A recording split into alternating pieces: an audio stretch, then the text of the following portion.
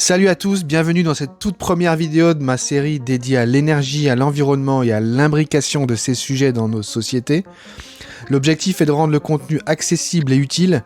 Nous nous dirigerons donc progressivement vers des sujets très concrets liés à la transition énergétique, aux énergies renouvelables, à l'écologie ainsi qu'à la dimension économique et sociale liée à ces sujets.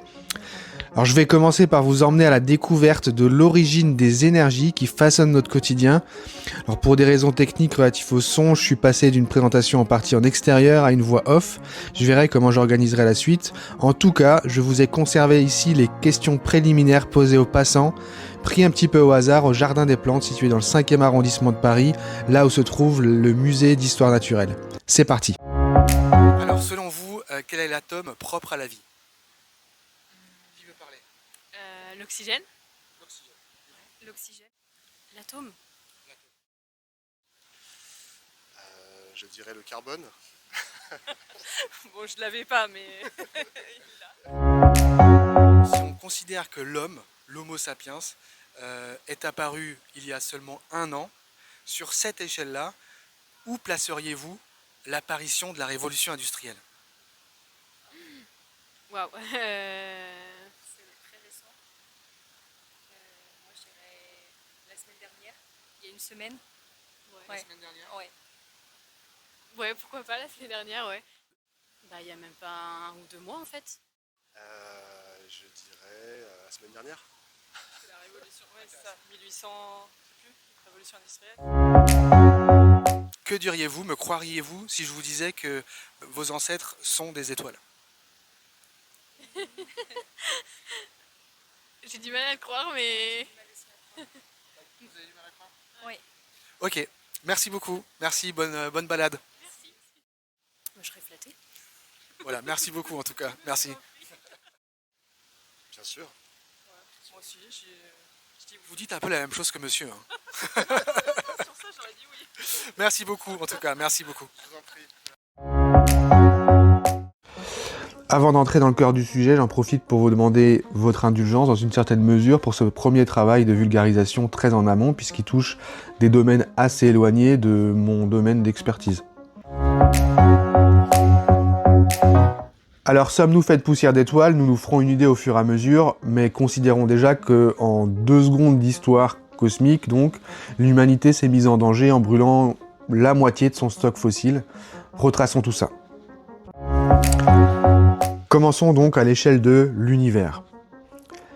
Il est né il y a environ 13,8 milliards d'années avec ce que nous avons appelé le Big Bang, un événement d'expansion rapide d'un état extrêmement dense et chaud, qu'on va prendre comme point de départ ici, et qui a créé par cette expansion le cadre physique dans lequel nous nous trouvons aujourd'hui, l'espace-temps, et la diffusion de cette combinaison indissociable qu'on va bien comprendre au fur et à mesure qu'est l'énergie-matière, par donc l'émission de particules élémentaires, les électrons, les photons et d'autres particules formant les protons et neutrons. Et c'est à ce niveau de particules élémentaires que la fameuse citation d'Antoine Lavoisier peut prendre tout son sens, à savoir rien ne se perd, rien ne se crée, tout se transforme. Retenons donc bien que la matière est conservée à partir de ce niveau de particules élémentaires pour comprendre tout le reste en termes de couple énergie-matière. Concernant l'énergie, on se fera une idée de ce que ça veut dire au fur et à mesure, mais considérons à ce stade qu'elle est intimement liée au changement, notamment par le mouvement, tandis que la matière correspond plutôt à une forme de stockage dans un état donné. Donc l'énergie peut se manifester notamment sous forme de chaleur par le mouvement, par l'agitation désordonnée à l'échelle atomique et moléculaire, sous forme électrique par les échanges d'électrons entre ces atomes, les atomes étant constitués du noyau et des électrons qui gravitent autour, ou sous forme mécanique par le mouvement à l'échelle visible, cette fois-ci macroscopique, entre matériaux. En somme, considérons que l'énergie est quelque part la monnaie universelle du changement, puisqu'elle mesure ce qu'il faut dépenser pour faire passer l'univers, notre environnement, d'un état à un autre.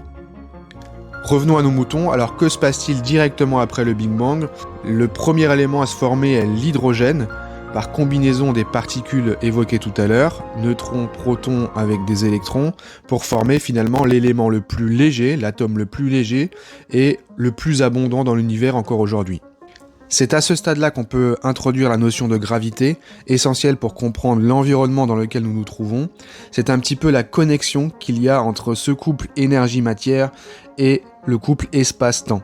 Et selon les théories d'Einstein, la masse tord l'espace, ce qui fait que la gravité est d'autant plus forte que la masse est grande. Sans masse, pas de gravité. Voyons donc maintenant comment les choses que nous percevons dans l'espace sont apparues, les étoiles, et puis toutes les matières qui nous entourent. Alors, des nuages composés essentiellement d'hydrogène, effectivement, se sont progressivement formés sous l'effet de la gravité. Cette fameuse gravité qui a fini par provoquer l'effondrement du nuage, générant de la chaleur par la pression exercée par rapport à cette force vers le centre de la masse, faisant grimper la température à un tel niveau que l'hydrogène finit par créer une fusion nucléaire pour produire un nouvel atome plus lourd, l'hélium, accompagné d'un dégagement d'énergie sous forme de chaleur intense. L'hélium étant effectivement un peu plus lourd que l'hydrogène, même s'il est encore aujourd'hui utilisé comme gaz plus léger que l'air pour faire voler des ballons par exemple. Alors pour comprendre pourquoi la fusion nucléaire dégage de la chaleur, cette énergie, c'est là qu'on peut se réapproprier cette idée de conservation de masse de particules élémentaires qu'on a évoquée au début, puisque la masse d'hydrogène nécessaire en entrée de la fusion pour produire la masse d'hélium est un petit peu plus importante, ce qui fait que ce différentiel de masse génère un dégagement d'énergie, notamment par les photons pour conserver, je dirais, le total qui rentre par rapport au total qui sort. On perçoit bien ce couple énergie-matière qui est indissociable. Donc oui, l'hydrogène est plus léger que l'hélium, mais la masse d'hydrogène pour produire de l'hélium par fusion nucléaire est un petit peu plus importante. Et ce dégagement d'énergie de la matière vers l'extérieur permet de compenser la gravité exercée de l'extérieur vers l'intérieur, générant une sorte d'équilibre. Et cet ensemble d'énergie et de matière en fusion, c'est ce que nous appelons les étoiles. L'essentiel des autres éléments plus lourds, tels que les métaux, en tout cas jusqu'au niveau de la masse du fer, mais aussi le carbone, l'oxygène ou encore l'azote, se forment dans les phases finales de la vie des étoiles, lorsque l'hydrogène est épuisé et que finalement l'hélium finit lui aussi par fusionner. Et la matière finit par se disperser à ce moment-là par explosion dite supernova ou par éjection. Dans le cas d'une explosion ou d'une collision d'étoiles, on peut aussi préciser que des éléments plus lourds comme l'or peuvent encore être générés via ce qu'on appelle un déluge de neutrons. Et donc, ces phénomènes participent finalement à la formation de nouveaux nuages de gaz et de poussière, donc avec ces composants qui viennent s'ajouter dans l'univers, avec du coup un cycle qui se renouvelle pour la création de nouvelles étoiles. C'est ainsi qu'environ 9 milliards d'années plus tard, un nuage de gaz et de poussière enrichi par ces fameuses anciennes étoiles s'effondre sous l'effet de la gravité encore. Et donc c'est la naissance de l'étoile que nous appelons le Soleil, il y a 4,6 milliards d'années, suivi de la formation du système solaire. Et donc la Terre se forme vers 4,54 milliards d'années, à partir des fameux matériaux encore en rotation autour du jeune Soleil et issus de ces anciennes étoiles. Si on prend donc un petit peu de recul par rapport à tout ce qui a été dit jusqu'à maintenant, on se rend compte que la matière tend à se densifier, et l'énergie se manifeste en relation à ce mouvement de densification, en rapport à ce qu'on a dit là aussi, en définissant l'énergie comme un mouvement quand la matière est plutôt une situation d'un état donné. On peut donc s'amuser à extrapoler et à imaginer que lorsque la densification progressive de la matière dans l'univers arrive au point où tous les atomes pouvant fusionner sous l'effet de la gravité sont consommés, finalement, il ne reste à ce moment-là plus que les matériaux plus lourds qui, théoriquement, ne peuvent plus fusionner quelle que soit la pression qu'on leur exerce et la chaleur qui se génère. L'état extrêmement dense et chaud, justement, du Big Bang pourrait se reproduire, tel un cycle sans fin. Alors, comment est apparue la vie sur Terre à partir de ces différents éléments de matière ?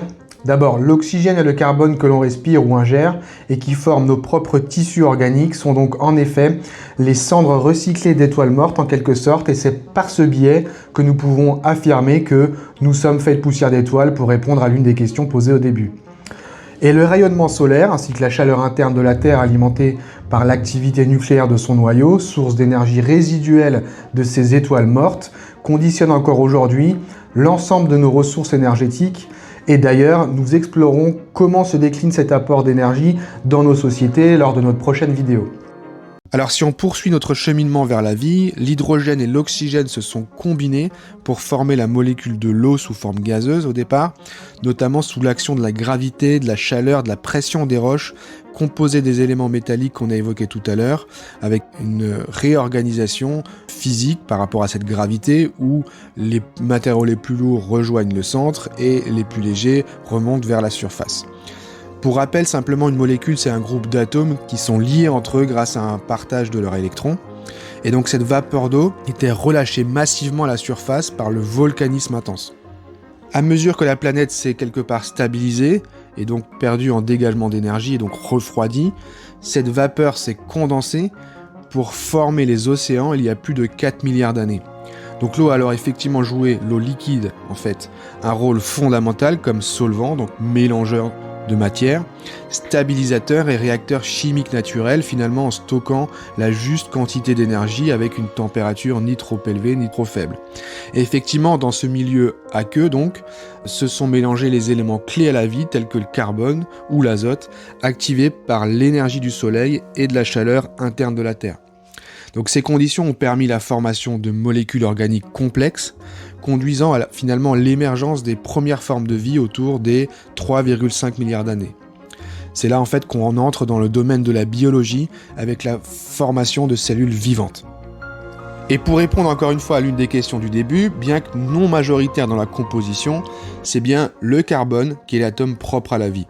Il peut former 4 liaisons chimiques en fait, donc 4 partages d'électrons stables, avec d'autres atomes grâce à l'agencement justement de ces fameux électrons, ce qui lui permet de créer une grande diversité de molécules complexes, et donc d'aller vers la construction de cellules vivantes.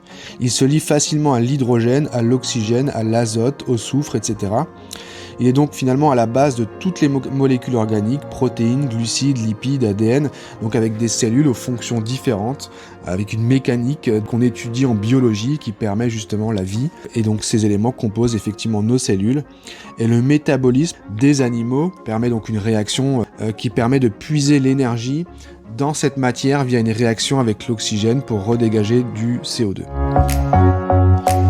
Alors comment en est-on arrivé à la biodiversité qui caractérise nos écosystèmes actuels à partir de la naissance de la vie qu'on vient d'évoquer ? Voyons-le tout de suite. En effet, on peut imaginer tout le cheminement très long qu'il a fallu pour le développement d'organismes complexes à partir de la production de cellules telles qu'on l'a évoqué tout à l'heure vers des organismes multicellulaires.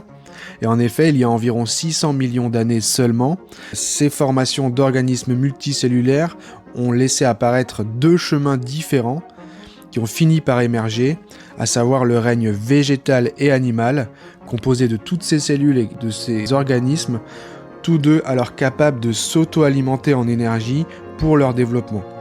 Alors si le végétal produit ces molécules organiques complexes par la réaction de photosynthèse du CO2, directement donc en captant le rayonnement solaire, on reviendra sur ce phénomène dans une autre vidéo, les animaux trouvent, eux, leur source d'énergie par retransformation de la matière organique elle-même et sont capables de se déplacer d'ailleurs pour y parvenir. Alors en 2 mots, comment se passe la récupération d'énergie par les animaux ? Alors ils métabolisent l'énergie contenue dans la matière organique, mesurée usuellement d'ailleurs en calories, comme on le voit sur nos emballages de produits alimentaires, pour du coup effectivement alimenter leur corps et leurs activités en relarguant le CO2 capté pour produire cette matière organique en question. Donc ce couple végétal-animal est en fait à l'initiative d'une explosion de la biodiversité sur Terre, avec l'un chassant l'autre pour se nourrir, créant ainsi une multitude de chemins différenciants pour créer des équilibres entre les différentes espèces, suivant les lois de la reproduction, de la retransmission génétique et de la survie, avec tout un tas quelque part de niches différenciantes qui marchent bien et qui font que ça se développe et ça se poursuit. On en profite pour réouvrir une parenthèse, on se rend compte que sans énergie, pas de développement, pas de vie. Cette énergie qui est liée au mouvement. Et alors comment en est-on arrivé à l'ère de l'humanité, qu'on tend forcément à placer un petit peu au centre du temps, de l'espace ? Eh bien c'est effectivement dans ce contexte que le genre Homo est apparu après cette explosion de biodiversité, mais beaucoup plus tard, puisque ne date que l'humanité de 3 millions d'années. Et notre espèce supposée l'Homo sapiens et le Néandertal sont apparus plus tard encore, il y a environ seulement 300 ou 400 000 ans. On peut donc dire que l'homme, en tant qu'espèce, si on replace et qu'on resitue une autre échelle pour mieux se rendre compte, est apparu il y a seulement une demi-heure, si on dit que la planète est âgée de 1 an. Et la maîtrise du feu date plus ou moins de cette époque de l'apparition de notre espèce et nous a permis de nous chauffer, de cuire nos aliments et surtout d'externaliser notre puissance, c'est-à-dire de démultiplier notre capacité au-delà de la seule force musculaire. Puis au passage, nous verrons dans un autre numéro dans quelle mesure, comment le feu dégage de l'énergie. En tout cas, il est fort probable que cette découverte, combinée à la vie en groupe élargi, semble-t-il, avec du gossip, du commérage, de la connaissance de l'autre sans l'avoir connu, des stratégies de groupe, etc., la complexité du groupe, de la sociabilisation.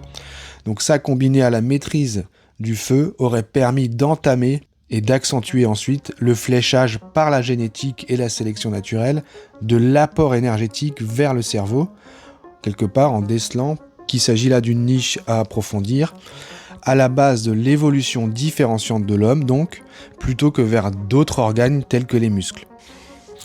Et puis bien plus tard encore, à l'Antiquité, autour de l'an 0, nous avons appris à capter les forces de la nature pour automatiser certaines tâches essentielles, à l'échelle un peu plus industrielle on va dire, avec l'avènement des moulins à eau pour la production d'énergie mécanique visant à moudre le grain ou scier le bois. Puis finalement est arrivée l'exploitation des énergies fossiles avec l'avènement de la révolution industrielle du XVIIIe siècle, il y a environ donc seulement 250 ans pour le tout début. Cette durée équivaudrait à seulement finalement 2 secondes si on resitue de nouveau un peu l'échelle, si on considère que la planète serait âgée de 1 an. Et pour répondre au passage à la dernière question posée au début, la révolution industrielle daterait de seulement 7 heures si on considère que l'apparition de l'Homo sapiens date de il y a 1 an. La découverte du moins de l'utilité du charbon, du pétrole ou du gaz correspond à cette période et a très largement permis le développement à l'échelle de cette révolution industrielle, étant très accessible et bon marché, et a bouleversé notre société, notre économie et accéléré donc le progrès technologique et a été à l'initiative en fait d'une explosion démographique considérable. Nous aurons l'occasion d'en reparler, mais cette production d'énergie fossile s'est faite tout au long de l'existence de la matière organique, par une production quelque part très marginale, dans un cycle du carbone, je dirais, imparfait, où une toute petite quantité s'est accumulée en n'ayant pas réagi avec l'oxygène pour se décomposer en dioxyde de carbone dans notre sol jusqu'à aujourd'hui.